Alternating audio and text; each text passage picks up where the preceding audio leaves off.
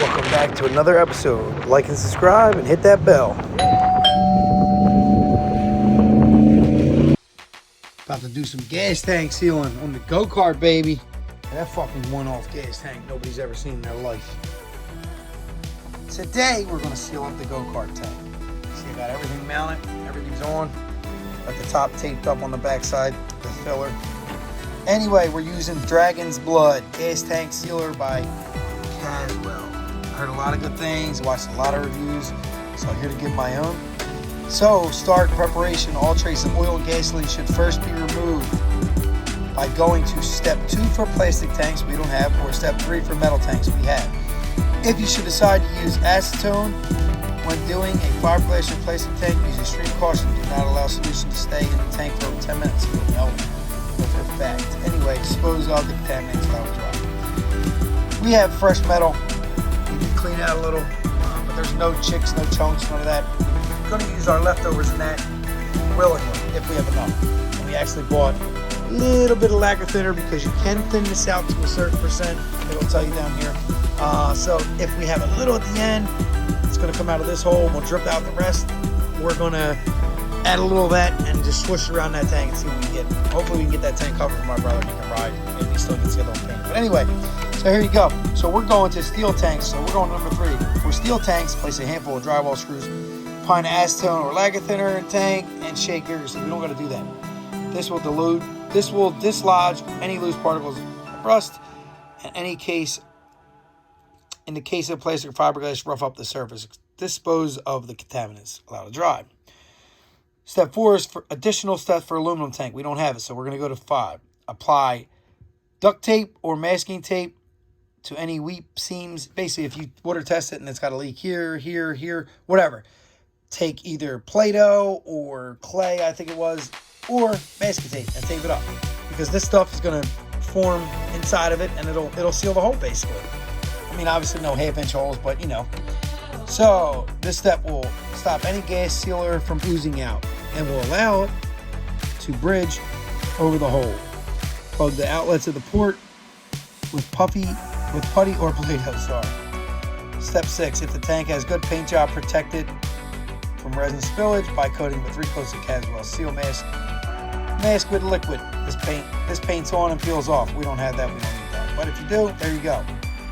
Or for extra protection, you can cover the cling film, then aluminum foil, then another cling foil. Wow, cling foil. Aluminum foil and saran wrap and aluminum foil. Anyway, the other way around though. Saran wrap, aluminum foil, saran wrap. So now we're gonna mix it. Boom. I don't want this to be too long, but mix A and B together. Basically, make sure, big thing. Make sure that you're at 70 degrees or really close to it. So I would have done this yesterday, but I started reading directions, and the good thing is, it went down a little. Come on. We were at 70 all day. We're at 60, 66. I don't think we're crazy far. I'm going to try it. Hopefully this doesn't screw me. I did everything I could. We brought this in and heated the room up even better. This was going all day. Got 70. The room should be 70. Everything in it should be 70 because it's been here. Anyway, going to make it a little thicker basically when I go to mix this stuff. I might have to add just a splash of thinner to thin it out. Lacquer thinner it is. Here we go. Mix the two things together. Store resin and gas tank at room temperature 12 to 24 hours before mixing. So the correct temperature, resin colder than 70 degrees makes it thicker, not flow as well. Hotter will make it runny, so it doesn't stick as well and it cures too quickly. Tank and resin should be at the same temperature. If the tank is hotter than the resin, it will cure the resin faster, reducing the work life and coverage. Resin stored in the garage that's 90 degrees. It's just telling you what could happen. Anyway, mix the required amount. I'm mixing it all of it. So I'm not trying to guess anything. I'm mixing this and this. Leftovers, like I said, I'm going to thin down a little and jam in there, and hopefully it helps that. If not, oh well. That's his problem. Anyway, we're trying. So here we go. We're going to mix it up. We're going to put it on time-lapse so you don't have to get bored. Show you how we do this, and we're going to get it ready. It's not recommended for use to treat 2 smaller tanks. Well, we're not worried about that tank. This is the tank we're treating. Once this is covered and looks good, then and only then am I going to move to that tank. You might not even see it on camera. This is what I'm focused on. That is extra. or never. Who knows? But that's where we're at. So we're going to mix. Boom, boom. I got gloves. I got this. I got this for cleanup. So here we go. So here we go, mixing it up. Color again is like dragon's blood. So obviously the two parts. And here's the color and the hardener or whatever this is. Honestly, forget what it is. I know it's a 2-part mix. It says mix for about 2 minutes. Scrape the edges real good. Try to go in and end, switch up scrapers. Make sure you get every edge, and then now we're gonna dump it in. Start getting coverage. There you see it nice and thick in there. That's the top. It looks really good.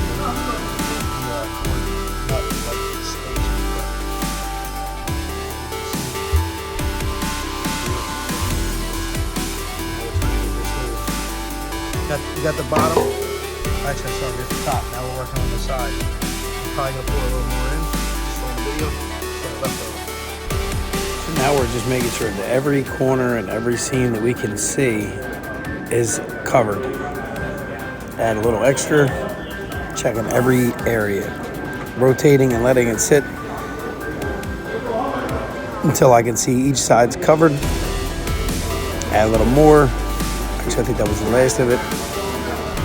Literally just watch it now come down like a slow mudslide. And I let it sit like that for a good minute. After I know the whole side's covered, I try to make it flat. Then I rotate it to the next one. See, inside looks semi-good. I'm happy. I'm not happy that you really can't get there's a top view. So obviously the bottom is the last. The last side I'm going to do is the bottom. But that was the top, and here we go. We're going to try to get to the top now and tape the bottom up. So now we're at the bottom, and now it's dripping out. So all the leftovers into the cup. Now we're sealing it up, laying it flat, and let it do its thing.